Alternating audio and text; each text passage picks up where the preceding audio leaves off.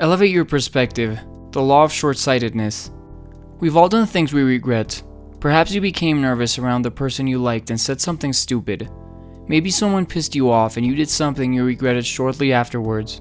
This is what happens when we react to the present moment and let our emotions dictate our behaviors instead of taking the time to examine the situation. We usually regret doing what we did or saying what we said and begin to wonder what the right thing to do was.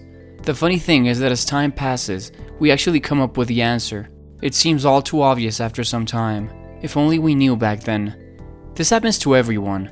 The reality is that in times like these, you should avoid acting, or better said, reacting. Time always reveals what the right thing to do is, so what you have to do is to separate yourself from the problem, take some time to calm down, meditate on the problem, and think of the short and long-term consequences of the actions you're considering. This is how you make better decisions.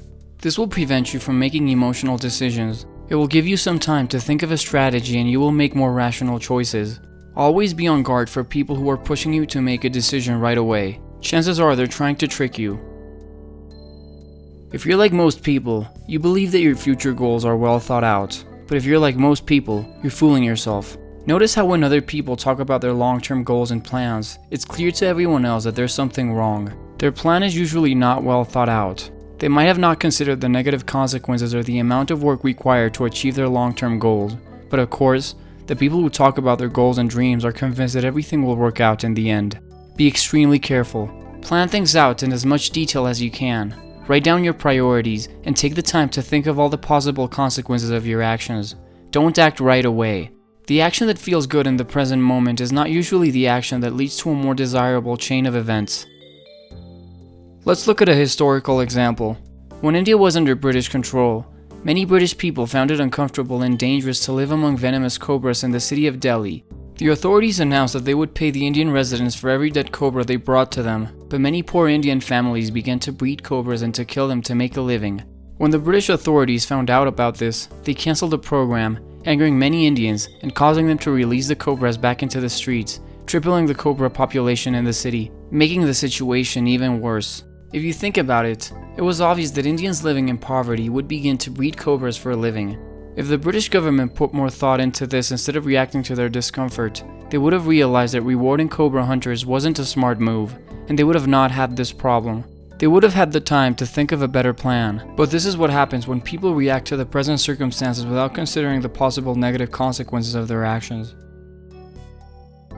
When a strong emotion hits, people stop thinking clear, if at all. Moments like these don't give people enough time to examine the situation, but they react nonetheless, hoping to make the right move. Their actions are based on insufficient information. It's a roll of the dice. If they're lucky, they will make the right move, but the odds are against them. Whenever we find ourselves in such a situation, we have the need to resolve the stress by doing something about it immediately. We need a quick solution to get rid of the discomfort, but our impatience doesn't come without a cost. By allowing our emotions to govern our actions, we forget to consider the consequences. We act on emotion assuming that action A will take us to solution B, failing to realize that these might later lead to unexpected undesired consequences C and D. Or even worse, action A might not even lead to solution B. If someone pisses you off, your emotions might tell you to beat that person up.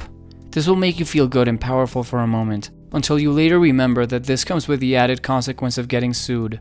A father believes he will have better control over his son if he punishes him. He thinks he's teaching him to be more respectful and responsible, but this only builds resentment, making him even more rebellious and harder to handle.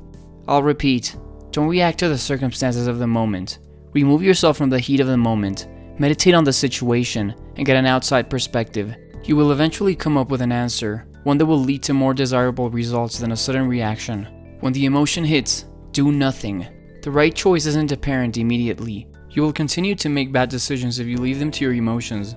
Even if you do this, you won't be able to predict every possible consequence, but you will at least become conscious of the obvious negative ones that could arise, and this is often enough to make a decision with an outcome that is more positive than negative. Waiting and doing nothing is oftentimes a wise move.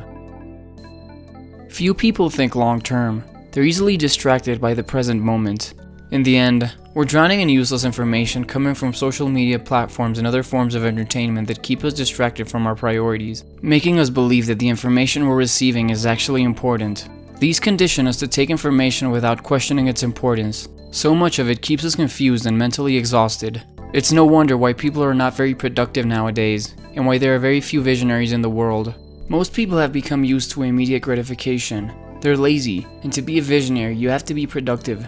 You need to have a goal, one that is oftentimes hard to bring to reality.